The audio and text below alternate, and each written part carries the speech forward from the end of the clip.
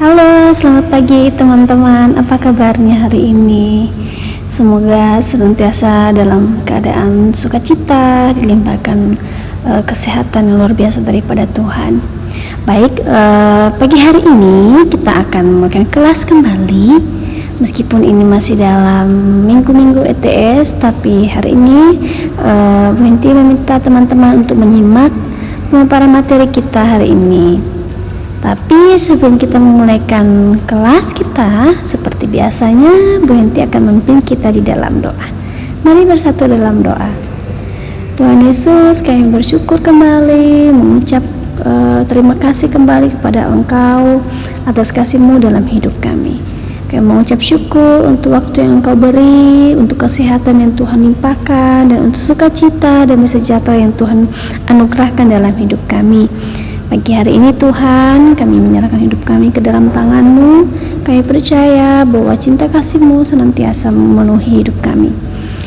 Dalam nama Tuhan kami Yesus Kristus, kami telah berdoa dan mengucap syukur. Amin. Nah, pagi hari ini kita akan melanjutkan kembali materi kita, masih dengan topik yang sama, yaitu hidup bersama. Tapi kita lebih ke dalam pemaparan materi mengenai mengenal suku lain. Nah, teman-teman pasti tahu ya bahwa bangsa Indonesia adalah bangsa yang terdiri dari berbagai suku, berbagai bahasa, dan juga berbagai agama. Nah, kita juga memiliki banyak keragaman. Misalnya dari berbagai pakaian adat, dari tradisi-tradisi di berbagai suku yang berbeda. Nah, itulah berbagai keberagaman yang ada di Indonesia. Tapi meskipun kita beragam, meskipun kita berbeda, kita tetap satu dalam satu kesatuan, yaitu bangsa Indonesia. Nah, coba teman-teman perhatikan gambar-gambar berikut. Dari pakaian adat kita bisa lihat berbagai macam pakaian adat yang ada di Indonesia. Ada yang dari pakaian adat Madura, ada dari Jawa, ada dari Kalimantan, ada dari Sumatera juga, dan berbagai wilayah lain di Indonesia.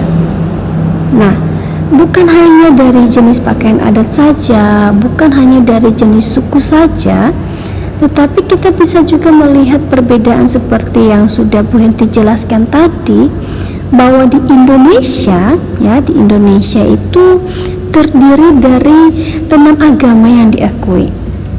Nah, coba diperhatikan gambar-gambar rumah-rumah ibadah yang ada di Indonesia. Ada masjid yang menjadi rumah ibadah bagi teman-teman kita Muslim atau yang beragama Islam. Ada gereja Katolik, ada gereja Protestan bagi penganut agama Kristen, Protestan, dan juga Kristen Katolik.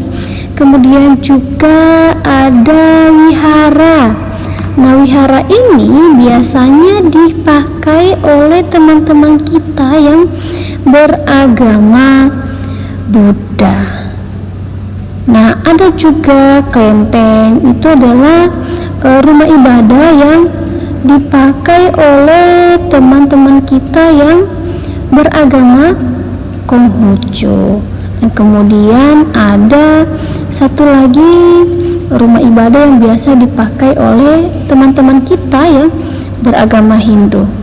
Nah, biasanya teman-teman yang beragama Hindu ini mayoritasnya ada di daerah Bali. Jadi rumah ibadah teman-teman kita yang beragama Hindu itu dinamakan pura. Nah, selain dari perbedaan rumah ibadah yang ada di Indonesia, kita juga bisa melihat pakaian yang biasanya dikenakan ketika melangsungkan ibadah atau sembahyang oleh penganut agama masing-masing di Indonesia, khususnya bagi mereka yang memimpin ibadah atau sembahyang tersebut. Misalnya ada dari yang beragama Konghucu, Buddha, Islam, Hindu, dan Kristen. Mereka menggunakan pakaian yang berbeda. Nah, itu mencerminkan bahwa mereka sedang memimpin ibadah sesuai dengan agama yang mereka anut masing-masing. Nah, jadi teman-teman, dari perbedaan-perbedaan ini kita bisa lihat bahwa kita itu beragam, tetapi bukan berarti keberagaman itu menjadi penghalang bagi kita untuk tidak hidup bersama. Malah ketika kita beragam, kita bisa saling melengkapi satu dengan yang lain, saling menghargai satu dengan yang lain, sehingga meskipun banyak perbedaan di antara kita, kita senantiasa hidup rukun. Mari kita saling menghormati dan menghargai satu dengan yang lain. Ingat, Tuhan menginginkan semua orang atau semua kita untuk hidup dalam kerukunan, karena Tuhan hanya ingin melihat perdamaian, bukan kekacauan. Jadi teman-teman, dalam perbedaan kita tidak boleh saling menjelekkan satu dengan yang lain, tetapi yang perlu kita tahu bahwa dalam perbedaan Tuhan memakai itu untuk kita saling melengkapi satu dengan yang lain. Demikian untuk pemaparan materi kita hari ini. Terima kasih sudah menyimak materi yang sudah Bu Henti sampaikan.